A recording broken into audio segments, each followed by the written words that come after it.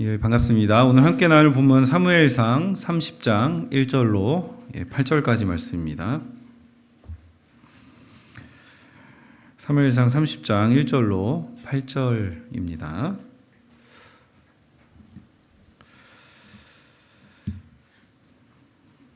네, 우리 교독함으로 말씀을 보시겠습니다.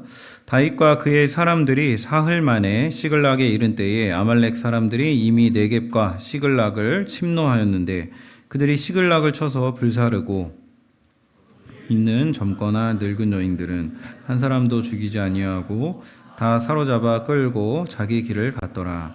다윗과 그의 사람들이 성읍에 이르러 본즉 성읍이 불탔고 자기들의 아내와 자녀들이 사로잡혔는지라. 다윗과 그와 함께한 백성이 울 기력이 없도록 소리를 높여 울었더라. 다윗의 두 아내 이스라엘 여인 아히노암과 갈멜 사람 나발의 아내였던 아비가일도 사로잡혔더라. 백성들이 자녀들 때문에 마음이 슬퍼서 다윗을 돌로 치자 하니 다윗이 크게 다급하였으나 그의 하나님 여호와를 힘입고 용기를 얻었더라. 다윗이 아히멜렉의 아들 제사장 아비아달에게 이르되 원하건대 에봇을 내게로 가져오라. 아비아달이 에봇을 다윗에게로 가져가매 다윗이 여호와께 묻자와 이르되 내가 이 군대를 추격하면 따라잡겠나이까 하니 여호와께서 그에게 대답하시되 그를 쫓아가라. 내가 반드시 따라잡고 도로 찾으리라. 아멘. 오늘 말씀 제목은 위기 속에서 회복되다입니다. 다윗과 같이 우리가 오늘 말씀을 통해서 하나님을 힘입어 용기를 얻고 또 믿음의 자리로 돌아오게 되는 그러한 은혜가 있기를 소망합니다. 사무엘상 30장은 다윗의 도피 생활 막바지에 대한 에피소드를 다루고 있습니다. 블레셋의 망명에서 이 아기스의 부하로 지내던 다윗은 이곳에서 1년 4개월 정도 기간을 아주 평안한 삶을 누리며 살아갑니다. 이 아기스는 다윗이 오게 되고 또 다윗을 수하에 둔 후에 시글락이라는 이제 성읍을 주게 되는데요. 이 시글락 성읍을 준 것은 다윗이 정말 자신에게 충성하는지를 시험하고자 했기 때문입니다. 이 시글락은 원래 이스라엘에게 주어진 땅이었는데 이스라엘이 정복하지 못하고 빼앗겼던 그런 땅입니다. 그래서 하나님이 주신 땅이지만 실질적으로는 다윗 때에는 블레셋이 지배했던 그러한 땅이었습니다. 그래서 아기스는 다윗에게 이 시글락을 주어서 이 거점을 통해서 주변의 유다의 마을들을 약탈하는 것을 의도했습니다. 그런데 이제 다윗이 그 유다의 마을들 대신에 주로 유다의 적이었던 이 민족들을 약탈하고 그들을 죽였는데 그들 중에 좀 주목할 만한 민족은 아말렉입니다. 왜냐하면 오늘 본문에서 이 아말렉이 다윗과 이 성읍을 약탈했기 때문이죠. 다윗이 이들을 그 약탈하고 죽인 다음에 근방의 그 유다 민족들을 마치 되게 둘러댄 겁니다. 둘러대서 이 사람들을 내가 여기 다니면서 약탈을 하고 왔습니다. 다윗이 아기스에게 보고했고 아기스는 그거를 이제 믿게 되고 그것을 토대로 신뢰 관계가 점점 이제 쌓이게 됐습니다. 그런데 평안하게 지내던 다윗에게 곧 위기가 찾아옵니다. 이 블레셋이 이스라엘과 전쟁을 그것도 전면전을 벌이게 된 것입니다. 아기스는 이 전쟁에서 다윗이 공을 세우면 영원히 자신의 부하가 될 것이라 생각을 했습니다. 다윗 입장에서 보면 나쁜 놈을 피하려고 도망을 쳤는데 또 다른 나쁜 놈 아래 사로잡히게 된 그런 형국입니다. 그래서 이 다윗이 이제 어쩔 수 없이 전쟁터에 나가게 됐는데 다행히 블레셋의 방백들이 전쟁터에 나온 다윗을 보고 이 다윗이 보통 인물은 아니었죠. 그래서 다윗을 보고 굉장히 싫어합니다. 그래서 다윗을 돌려보내라고 종용을 하죠. 그래서 다윗은 이런 과정을 통해서 자칫 잘못하면 자기 민족에게 칼을 겨누고 피를 보게 될 위기 가운데 있었는데 돌아가게 됩니다. 그래서 아마도 다윗이 속으로는 굉장히 안도의 한숨을 내쉬었을 거란 생각이 듭니다. 한편으로는 위기를 이거 위기였는데 이걸 모면했다, 넘어갔다 이렇게 생각을 했을지 모릅니다. 근데 위기가 사실은 지금부터 이제 시작이 되는 겁니다. 다윗이 그 아기스에 대한 충성을 보이기 위해서 자기 병력 전부를 데리고 전장에 나왔거든요. 근데 전장에 나왔다가 다시 이제 돌아오게 되는데 다윗이 걸음을 재촉해서 이 시글락에 왔다라는 증거가 오늘 본문의 1절에 나옵니다. 이 시글락을 사흘 만에 당도했다 이렇게 기록이 되어 있는데요. 보통은 사나흘 정도 걸리는 거리인데 빨리 온 거죠. 사흘 만에 왔다라는 것은 급하게 온 겁니다. 근데 아니나 다를까 그때 아말렉 사람들이 시글락을 쳐서 불사르고 시글락에 남아있던 모든 사람을 한 사람도 죽이지 않고 다 사로잡아서 끌고 자기 길을 갔다. 이렇게 기록이 되어 있습니다. 본문을 보면서 우리가 이제 질문하게 되는 것은 왜 다윗은 전쟁터에 나가면서 자기 가족들을 지킬 수 있는 병력을 남겨두지 않고 나갔을까?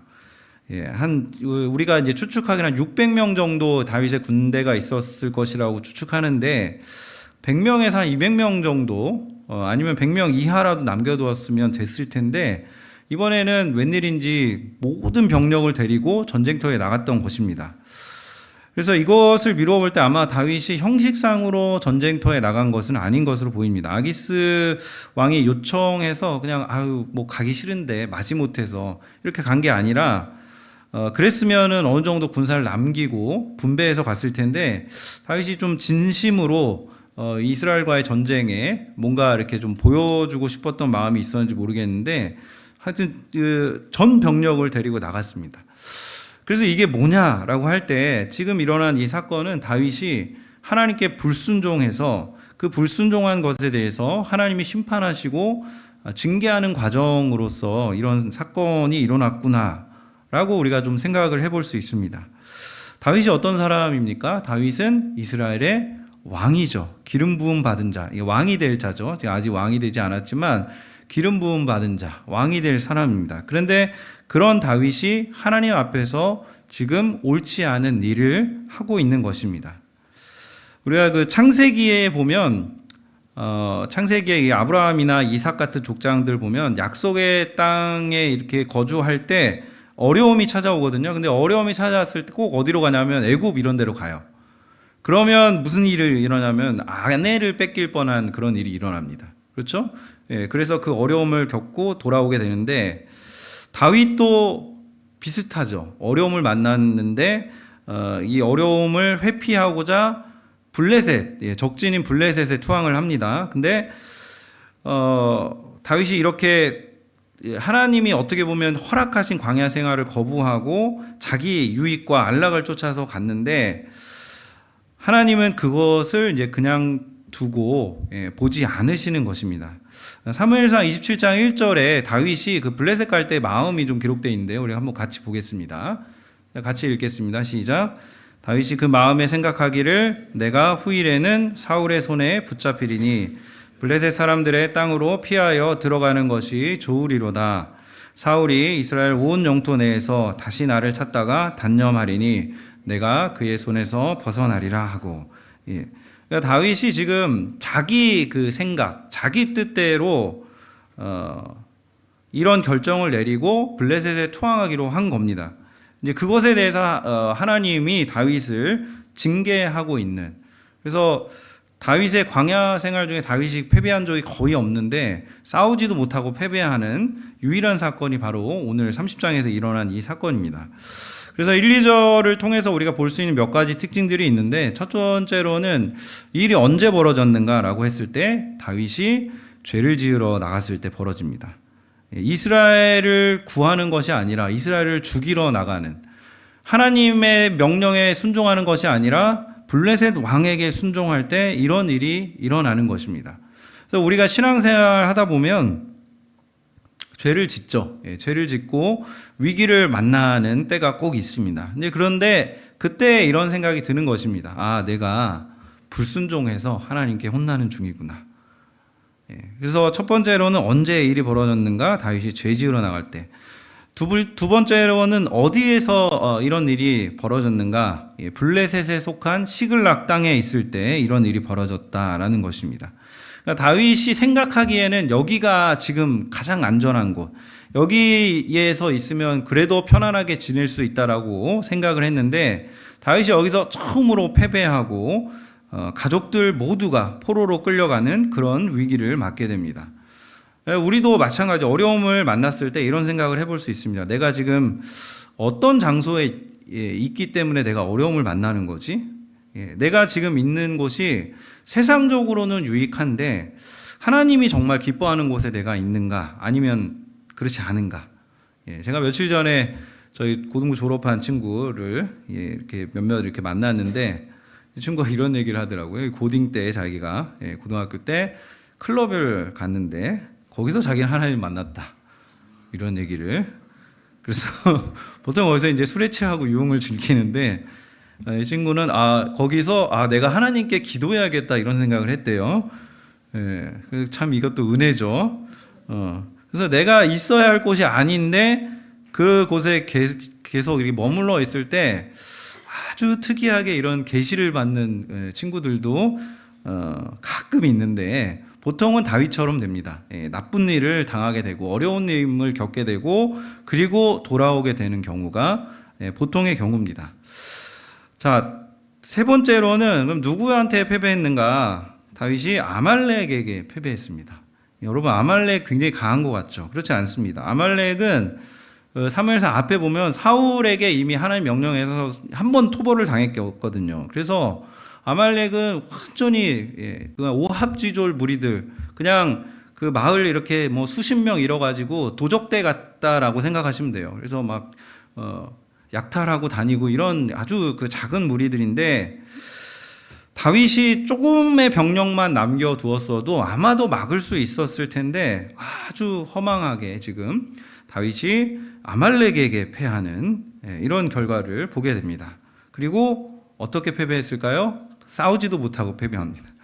그냥 블레셋 전쟁, 이스라엘 전쟁에 나갔다가 패배하는 그런 결과를 맞습니다.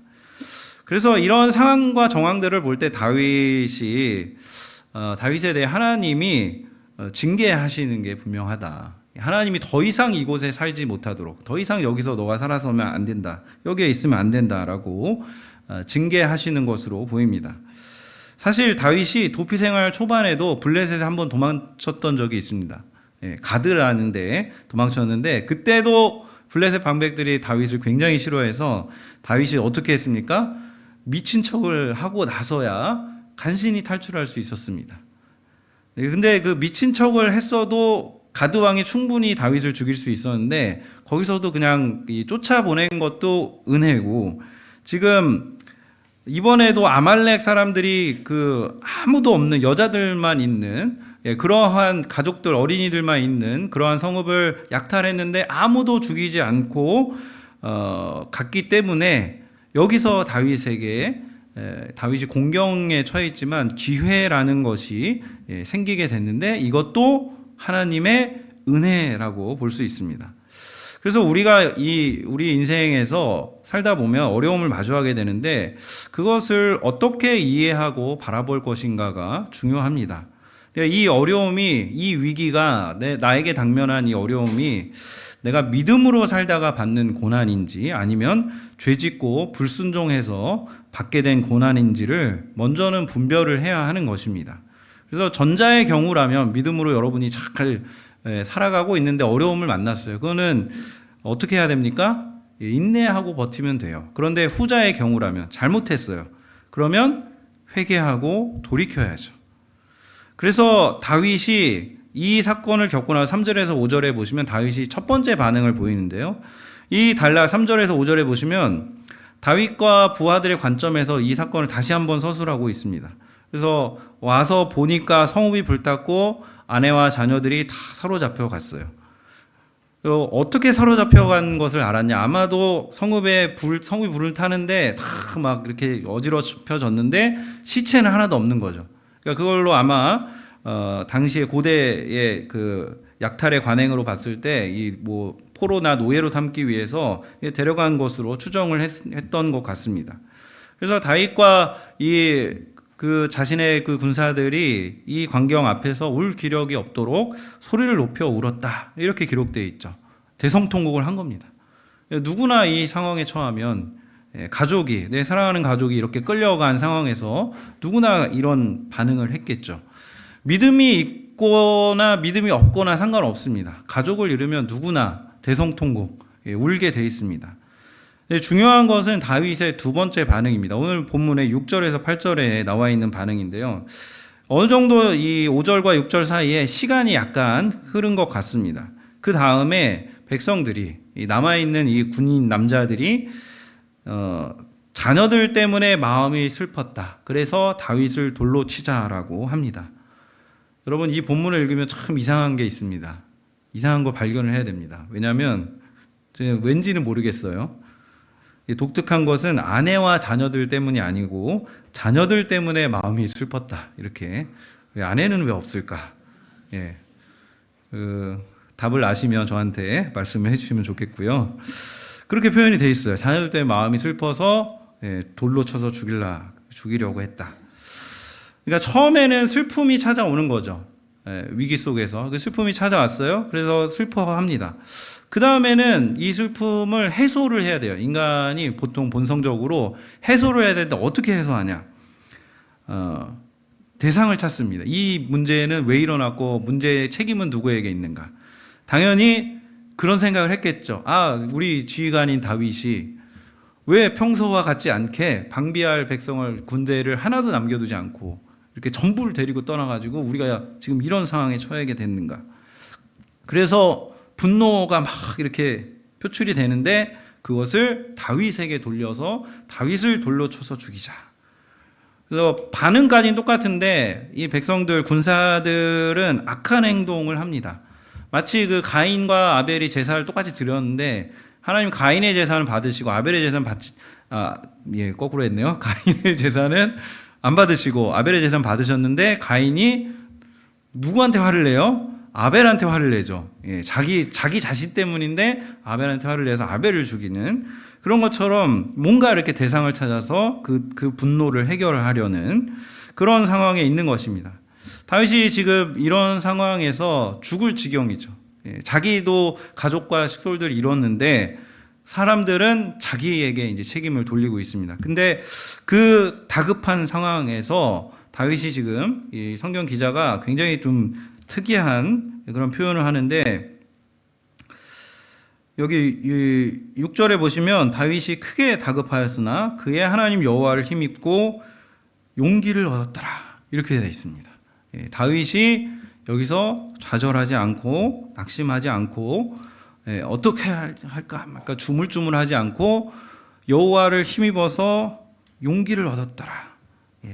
그 용기를 얻었다는 증거가 7, 8절에 나옵니다. 다윗이 믿음으로 반응하기 시작했는데 뭐가 달라졌냐면 다윗이 이제 하나님께 묻고 있습니다. 아까 27장 1절을 읽었는데 다윗이 블레셋으로 피난 갈 때 하나님께 묻지 않았어요. 자기 생각으로 결정하고 움직였습니다. 그리고 블레셋과 이스라엘과의 전쟁에 나설 때도 다윗이 하나님께 물었다라는 표지가 없어요. 기록이 없어요. 그러니까 다윗이 계속 지금 블레셋으로 간 이후로 하나님께 묻지 않고 원래 다윗은 묻던 사람인데 묻지 않고 자기 뜻대로 자기 의지대로 지금 계속 이렇게 움직인 겁니다. 근데 지금 달라진 점이 있다면 다윗이 이제 하나님께 묻기 시작했다는 것이죠. 자기 결정을 내려놓는 것입니다. 그리고 하나님 앞에 순종하기를 결정했다라는 것입니다.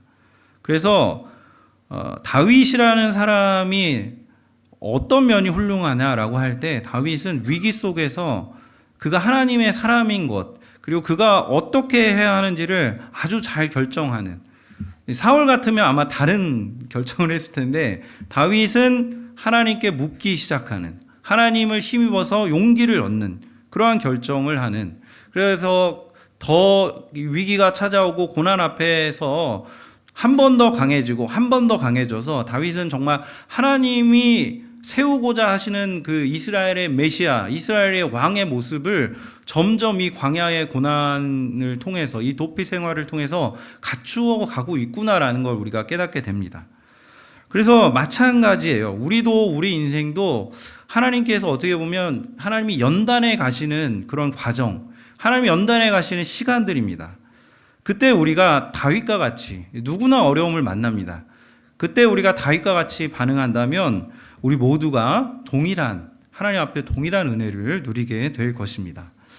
말씀을 좀 정리하겠습니다. 여러분, 다윗이 지금 왜 어려움을 당하게 됐습니까? 제가 뭐라고 말씀드렸죠? 다윗이 불순종해서, 다윗이 순종하지 않았기 때문에, 자기 뜻대로 자기 마음대로 행했기 때문에 지금 하나님 앞에서 징계받고 있습니다. 다윗이 윤리적으로 죄를 범했냐? 그렇지 않습니다. 다윗이 뭐 도둑질을 했습니까? 나쁜 짓을 했습니까? 그렇지 않았습니다.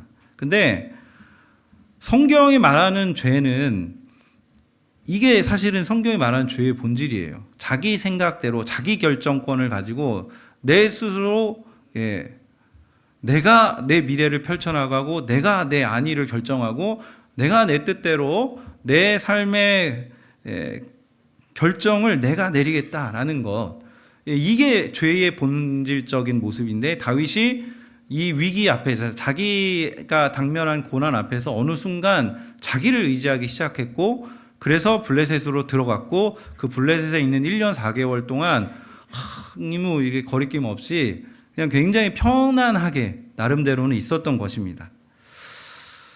근데 하나님이 그것에 대해서, 하나님 다윗을 사랑하시기 때문에 간과하지 않고 하나님을 의지하는 다윗이 되기를 바라는 마음으로 다윗을 쳐서 징계를 하시는 것입니다. 여러분, 여기 계신 여러분들 중에도 혹시 징계 가운데, 어려움 가운데 있는 분이 계실 수 있습니다. 어려움 가운데 있기 때문에 이 자리에 찾아오고, 또 좌절할 수도 있고, 그 어려움 속에서 다윗과 이 사람들처럼 대성통곡할 수도 있습니다. 믿음이 없는 자는 어려움 속에서 분노를 표출합니다.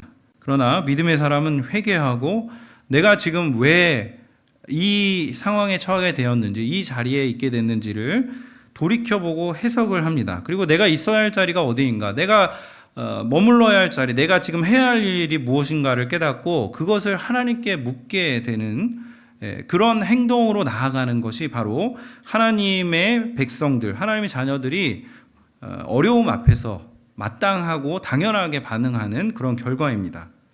가장 작았던 다윗을 부르셔서 이스라엘의 왕으로 삼으신 하나님은 우리 각자에게도 동일합니다. 구원의 은혜를 주셨고, 하나님 원하시는 모습이 있어요. 우리 각자의 하나님이 원하시는, 빚어가고 싶으신 모습이 있는데, 그 모습으로 빚어가시는데, 거기에 우리가 저항하거나 반항하거나 하나님께 묻지 않거나, 내 마음과 내 의지와 내 자의대로 그것을 쟁취하고 그것을 구가하려고 할 때, 하나님이 우리를 정말 사랑하신다면 때로는 혼도내시고 또 위기에도 처하게 하실 것입니다.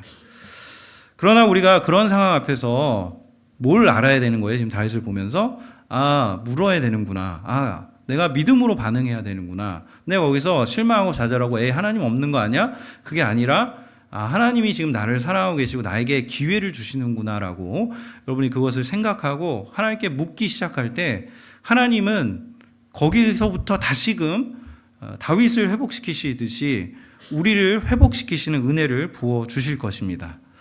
여러분, 이렇게 저 같은 이제 그 목회자들을 보면 무슨 생각이 듭니까? 참 훌륭하다, 대단하다. 어떻게 목사님이 됐지? 제가 20대 때는 제가 목사가 될 거라고 상상도 못했거든요.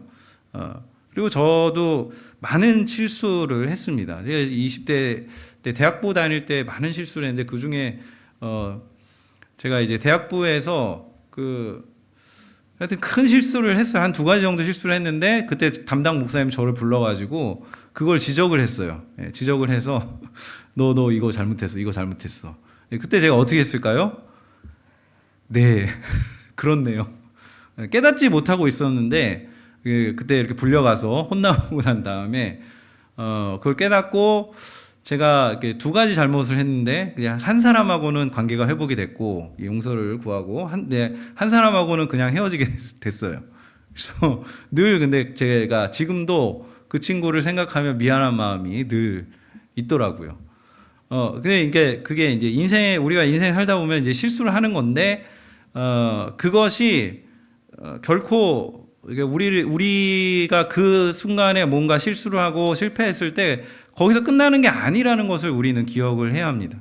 거기서 끝나는 게 아니라 하나님은 그것을 통해서 다음 단계로 더 성숙한 단계로 우리를 빚어가기를 원하시고 하나님의 형상으로 빚어가기를 원하십니다. 지금 사무엘상도 우리가 30장만 봤지만 쭉 사무엘상을 보면 다윗을 하나님이 처음 부르셨을 때부터 지금 여기 이 순간, 그리고 이 다음 순간, 이 뒤에 내용들 훨씬 더 스펙타클한데 그 모든 과정을 통해서 하나님이 아주 긴밀하게 섭리하셔서 조금만 삐끗하면 다윗이 왕이 될 수 없는 그런 상황들이 계속 빈번하게 발생하는데, 결국은 하나님이 다윗을 자신의 어떤 욕심이나 자신의 어떤 그 힘이나 자신의 능력으로 다윗을 왕으로 세우신 게 아니라 철저하게 하나님 인도하셔서 내가 너를 세웠다라고 인정하시도록 하나님이 그렇게 만들어 가십니다.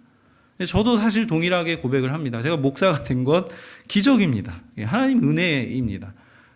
그 될 수 없는 사람 하나님이 세우셔서 하나님이 그렇게 빚어 가시는 그 과정을 저도 지금도 과정 중에 있는 것이고요.